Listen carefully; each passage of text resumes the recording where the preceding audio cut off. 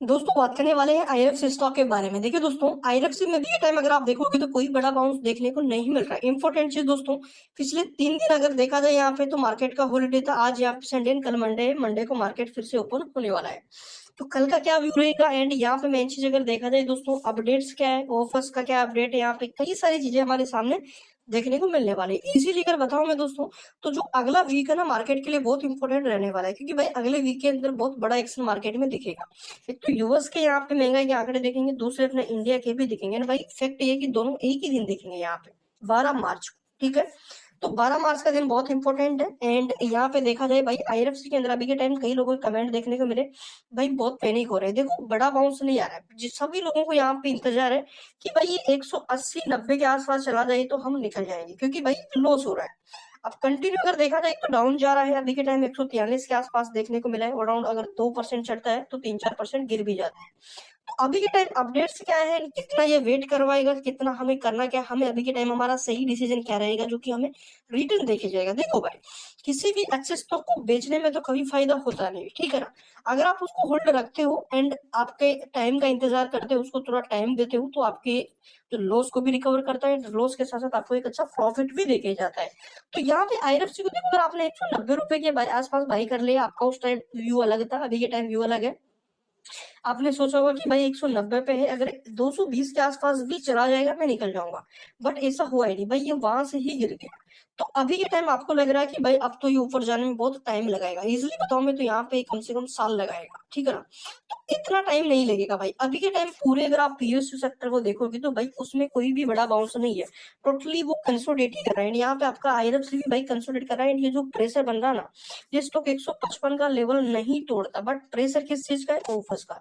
Offers का ये कि भाई अगर ऑफर्स नीचे आ गया तो फिर गड़बड़ हो जाएगी, डाउन चला जाएगा, क्योंकि भाई जिन लोगों के पास है वो फिर देखो मार्केट से यहाँ पे बाई करना लोग बंद कर देंगे। एंड अगर बाइंग नहीं होगा तो स्टॉक डाउन जाएगा, एंड डाउन जाएगा तो प्राइस भी गिरेगा यहाँ पे। एंड इंपॉर्टेंट चीज, अगर ऑफर्स का प्राइस मान के चलो कि 143 पे ट्रेड कर रहा है, मानो 130 आ गया, तो फिर क्या होगा, फिर तो गिरेगा ही गिरेगा। एंड हमेशा ऑफर्स डाउन में आता है, क्योंकि अगर यहाँ से ज्यादा में आएगा तो बड़े प्लेयर कहाँ से खरीद लेंगे, मार्केट से ही खरीद लेंगे, ठीक है ना।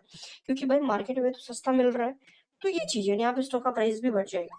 दूसरी इंपॉर्टेंट चीज, अभी के टाइम देखो जैसे ये गिर रहा है ना, तो वॉल्यूम के साथ नहीं गिर रहा है। अगर आप देखोगे 2 करोड़ 40 लाख की वॉल्यूम थी यहाँ पे पिछले सेशन के अंदर। एंड अभी के टाइम एमओ का कोई बड़ा डाटा हमारे सामने नहीं कि ये भाई कल सर्किट क्रिएट कर ले, ऐसा कोई डाटा नहीं दिख रहा है। इसलिए बताऊं, यहाँ पे अपडेट आई है कि मोदी जी ने यहाँ पे कुछ जो 2 परियोजना है उनका उद्घाटन किया है असम के आसपास, यहाँ पे मतलब असम के अंदर। तो वो चीजें तो देखो आए दिन ही होता रहता है, यहाँ पे ये चीजें होती रहती है। यहाँ पे जो गवर्नमेंट अपना बजट है वो कहीं तो लगाएगी ना। एंड डेफिनेटली बजट स्ट्रांग है भाई। जो रेलवे सेक्टर है, रेलवे का बजट बहुत इंपॉर्टेंट है। तो रेलवे देखो हर साल अपना बजट बढ़ा है, हर साल बजट बढ़ रहा है भाई, पिछले से बढ़ा है, एंड उसके पिछले से पिछले साल बढ़ा था, एंड उसके पिछले से पिछले साल बढ़ा था, हर साल बढ़ रहा है। तो ये चीज आप ध्यान दें, जैसे जैसे हमारी जीडीपी बढ़ेगी भाई, अपना जो रेलवे का बजट है ना वो भी बढ़ता जाएगा। तो लॉन्ग टर्म के यहाँ पे अंदर फुल्ली ग्रोथ है दोस्तों। ये कंपनी बहुत लंबे खेलने लायक कंपनी। इसके अंदर देखो, आप अगर यहाँ पे सोच रहे हो कि भाई मैं 80% में पैसा डबल कर लूं, इतना सोच रहे हो तो भाई ये बहुत छोटा सोच रहे हो। आपको कंपाउंडिंग सोचना है। जो लोग सोचो यहाँ पे 30 रुपए के आसपास बाई करके बैठे, उनका व्यू एक ही है कि भाई मेरे को 500 पे बेचना है। एंड हर मौके पे वो हल्की फुल्की क्वांटिटी एड भी करते हैं यहाँ पे। एंड आपके पास कितने, आपके पास 5,000 शेयर होंगे भाई। कई लोग ऐसे हैं जो 30 रुपए के आसपास पैसा लगभग 4-5 गुना करके बैठे हुए हैं यहाँ पे। एंड उनका कम से कम में उनके पास 20-30-40 हजार की क्वांटिटी है। तो ये चीज आप समझे भाई, बड़े बड़े प्लेयर बैठे हैं मार्केट के अंदर, बड़े प्लेयर से एफआईडीआई, तो करोड़ों में क्वांटिटी है भाई। ये स्टॉक अच्छा है, आने वाले आप 6 महीने बाद देखेंगे ना, तो आप यही सोचेंगे कि भाई काश मैं इसको होल्ड कर लेता, क्योंकि ये एक बड़ा लेवल दिखाएगा। इजिली बताऊं मैं कि Q4 का वेट करें, उसके बाद हमें यहाँ पे इलेक्शन भी दिख जाएंगे। तो इलेक्शन के बाद मेन मोमेंटम बनेगा। इलेक्शन के बाद अगर आप देखेंगे तो भाई जो पीएस स्टॉक, अगर गवर्नमेंट रिपीट होती है तो सबसे ज्यादा भागेंगे पीएस स्टॉक, जैसा कि हाल ही में बजट के टाइम पे भागे थे। अराउंड 10-12% का एक बड़ा धमाका दिखेगा। एंड जो आपका ये आईआरएफसी है, आईआरएफसी इजिली यहाँ से भाई आपके पास 300 का आंकड़ा ब्रेक कर देगा, क्योंकि भाई जब भागता आपको पता किस कदर भागता है, मौका ही नहीं देता भाई करने का।